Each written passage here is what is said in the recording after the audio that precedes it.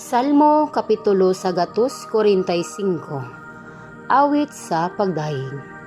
O akong Dios o Hari, isangyaw ko ang imong pagkagamhanan. Pasalamatan ko ikaw hangtod sa kahangturan. Pasalamatan ko ikaw sa adlang tanan. Og dayigon ko ikaw hangtod sa kahangturan. Gamhanan ang Ginoo og angayan gayud nga daygon siya. Dili matukib ang iyang gahom. Daygon ang imong nabuhat sa tanang kaliwatan, isangyaw nila ang mga buhat mong katingalahan. Isangyaw sa mga tao ang imong himaya o kahalangdon, o pamalandungon ko ang kahibulungan mong mga buhat.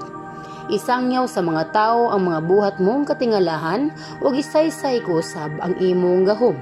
Ipanagilon nila ang imong kaayo, ug mag-awit sila sa imong pagkamatarong. Mahigugmaon ug maluluyon ang Ginoo, dili daling masuko ug puno sa gugmang walay paglubad.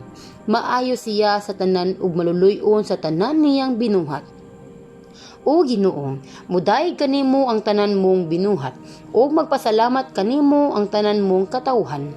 Isangyaw nila ang himaya sa imong gingharian ug ang imong gahom, aron masayran sa mga tao ang imong gamhanang mga buhat ug ang halangdong himaya sa imong gingharian.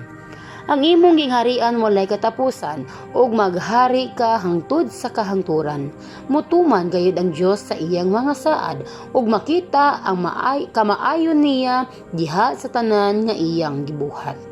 Tabangan niya ang tanan nga anaa sa kalisdanan ug lipayon niya ang tanan nga anaa sa kagul-anan.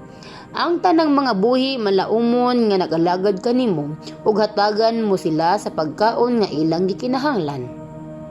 Hatagan mo sila sa ilang gikinahanglan ug tagbawon mo ang tanang binuhat.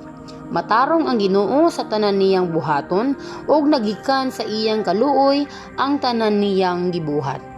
Ang Ginoo andam nga mutubag sa tanan nga musangpit kaniya kun matinud-ano ng ilang pagtawag kaniya. Hatagan niya sa tanang nilang gikinahanglan sila nga nagpasidungog kaniya. Tagdon niya ang ilang pagtuaw ug luwason niya sila. Panalipdan sa Ginoo ang tanan nga nahigugma kaniya, apan laglagon niya ang mga daotan. Daygon ko kanunay ang Ginoo ug daygon unta ang balaan niyang ngalan hangtod sa kahangturan.